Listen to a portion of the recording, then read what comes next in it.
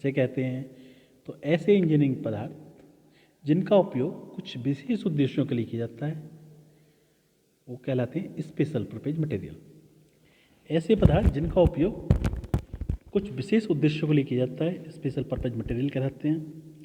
जिस प्रकार विद्युत इंजीनियरिंग के क्षेत्र में मशीनों उपकरणों के निर्माण के लिए हम कंडक्टर, इंसुलेटर एवं मैग्नेटिक मटेरियल की आवश्यकता होती है हमें, जिस प्रकार मशीनों और इंस्ट्रूमेंट्स के निर्माण के लिए कंडक्टर, इंसुलेटर एवं मैग्नेटिक मटेरियल की आवश्यकता होती है, इसी प्रकार आजकल इलेक्ट्रॉनिक की इंजीनियरिंग के क्षेत्र में संबंधित डिवाइस के निर्माण जैसे बड़े बड़े कारखानों से संबंधित में स्वचालित टेम्परेचर, गैस आर्द्रता, गति और द्रव्यों का प्रवाह नियंत्रण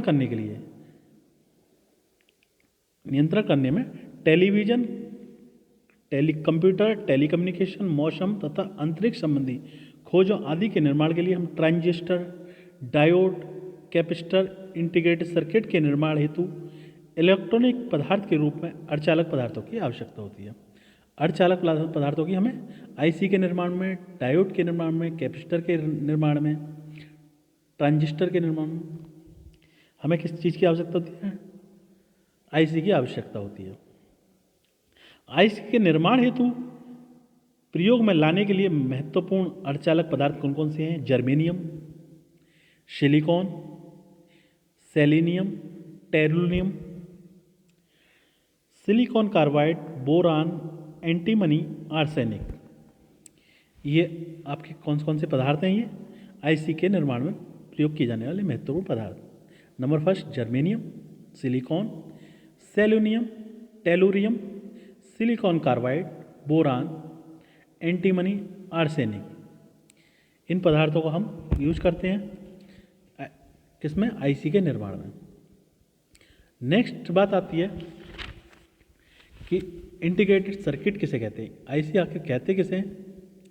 इंटीग्रेटेड सर्किट। तो लगभग पिछले 50 वर्षों से इलेक्ट्रॉनिक पदार्थ,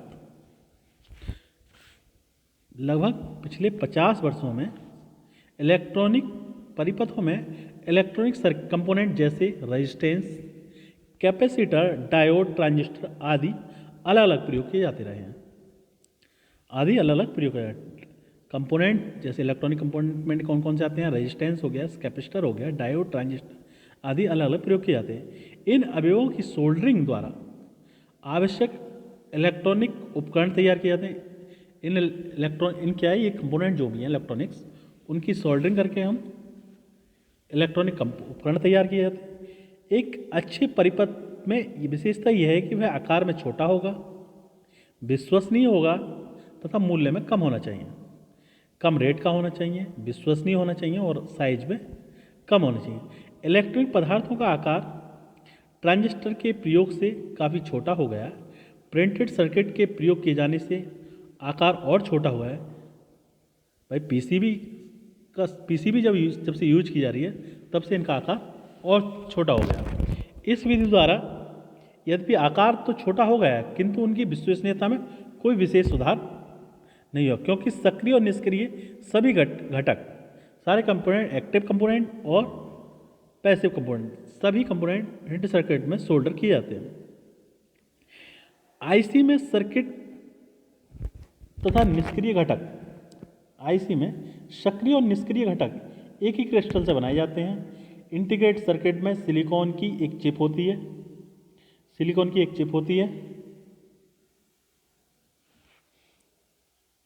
इंटीग्रेटेड सर्किट में सिलिकॉन की एक चिप होती है और इसी चिप पर सभी सक्रिय और निष्क्रिय अवयव बनाए जाते हैं, जिनसे उनके आपस में कनेक्शन, तारों की आवश्यकता नहीं होती है।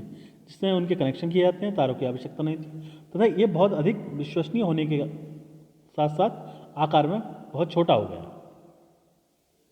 इंटीग्रेटेड सर्किट क्या है?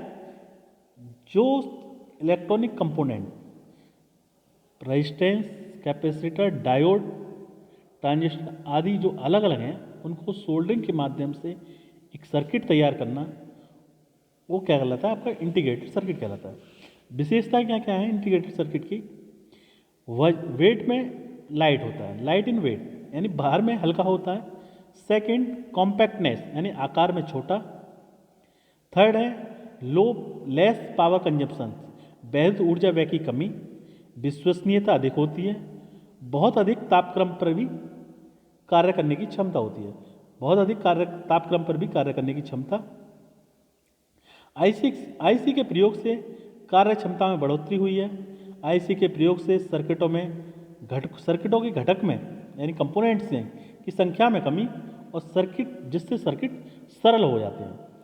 आईसी के प्रयोग से क्या हुआ है, तो कंपोनेंट्स हैं वो कम हो गए हैं और उससे क्या फ़ायदा हुआ कि सर्किट हमारा सरल हो गया, कॉम्प्लिकेटेड नहीं है।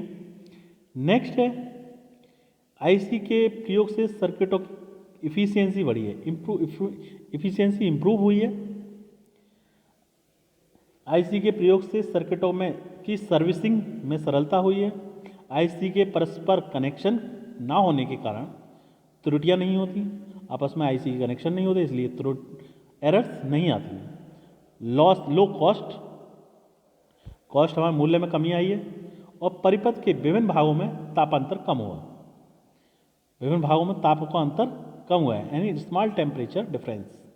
Next, better high frequency performance. Better high frequency performance, ये इसकी विशेषताएं हो गई। नंबर फर्स्ट, वेट में light in weight, compactness, less power consumptions, reliability अधिक होती है, greater capacity to operate at high temperature than it in transistors से अधिक क्षमता हो गई है इसकी। इम्प्रूव्ड इफिशियंसी, कंपोनेंट्स की संख्या कम हो गई है, no interconnection errors, low cost, small temperature difference, better high frequency performance. IC की लिमिटेशंस क्या क्या है, इंटीग्रेटेड सर्किट की लिमिटेशंस पे अगर हम बात करें तो ये आईसी पर इंडक्टर तथा ट्रांसफार्मर फैब्रिकेट नहीं किए जा सकते। आईसी पर क्या है, यानी इंडक्टर यानी प्रेरक तथा ट्रांसफार्मर फैब्रिकेट नहीं किए जा सकते। प्रतिरोध तथा कैपेसिटर जो आईसी पर फैब्रिकेट किए जाते हैं के अधिकतम मान सीमित होते हैं। प्रतिरोध तथा धारित के मान वोल्टेज पर निर्भर करते हैं, यानी कैपेसिटर और रेजिस्टेंस का मान वोल्टेज पर निर्भर करता है। आईसी चिप पर उच्च स्तर की पीएनपी युक्त फैब्रिकेट करना आसानी से संभव नहीं है।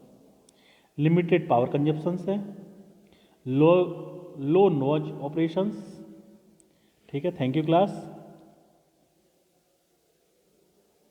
ये आपकी लिमिटेशंस हो गई हैं।